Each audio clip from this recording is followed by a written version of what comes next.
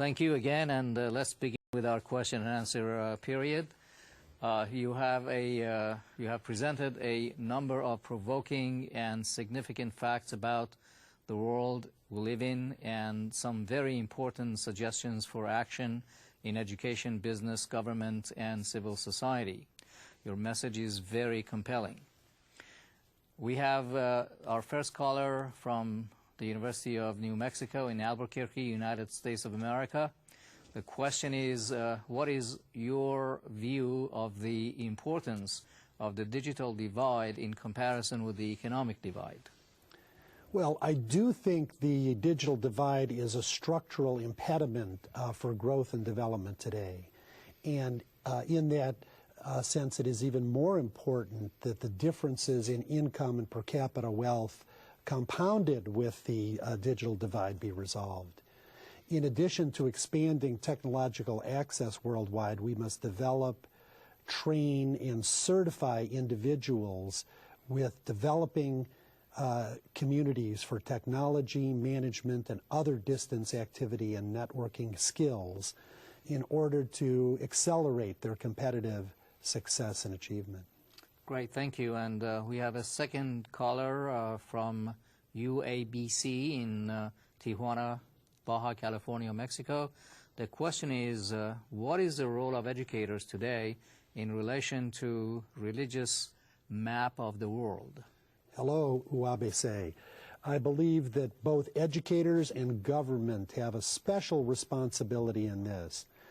Freedom of expression and belief liberates the creative potential of our society, whereas oppression and unidimensional approaches to these basic rights stifles innovation and progress.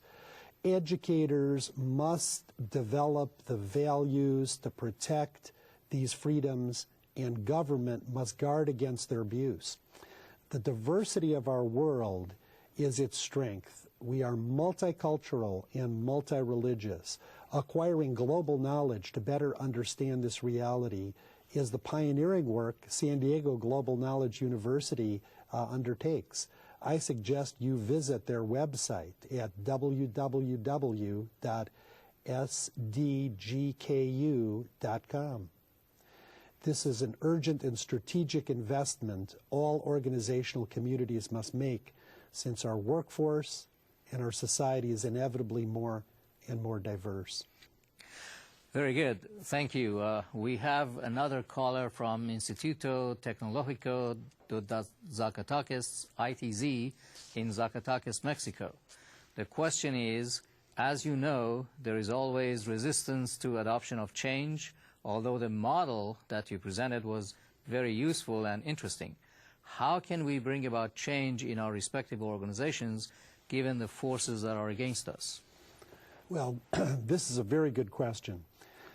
I believe the first key step is for our decision makers to become more knowledgeable of the realities of our bumpy world that I described in the first module of this program.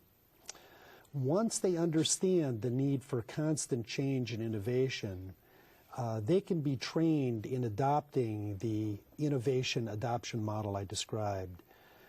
We must all help to invite as many decision makers as possible to view and participate in ITC programs such as this online.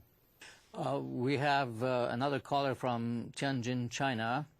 Is it true that sometimes we cannot easily find or create new opportunities to bring about change, or may find that change is not always beneficial, as often happens with political leadership and political organizations? Sure. Well, we need to make certain that our analyses and assessments of our current inefficiencies covers most of the basic elements I suggested in my second module, starting with evaluating our core competencies, engaging in micro-investment rather than always engaging in philanthropy, promoting openness and democratization, seeking sustainability and empowering women, among other things.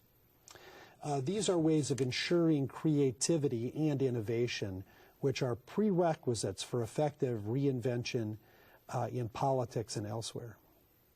Great. Thank you. So true, and our next caller is from Lima, Peru. The question is, what is your view of reality of uneven opportunities for women in so many situations worldwide? Yes, unfortunately, throughout the ages, our diverse cultures have not always protected the basic rights of women. We're doing a better job today as a global society, but not enough. However, the issue in the new bumpy world we live in today is the need for the intuition and creativity of women to identify opportunities and reinvent ourselves.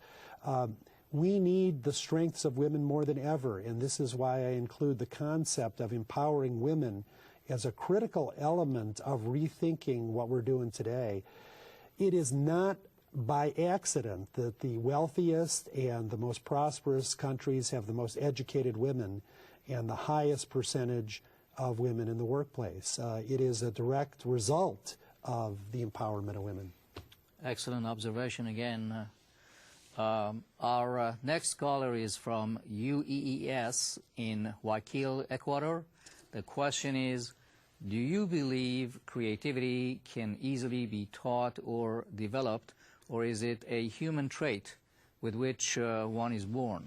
Well, I certainly believe there are individuals that are innately more creative than other people. I just mentioned that most women tend to be more creative than men, but I also believe it is a competence that can be developed professionally with training and experience. And more importantly, in connection with our capacity for innovation and reinvention.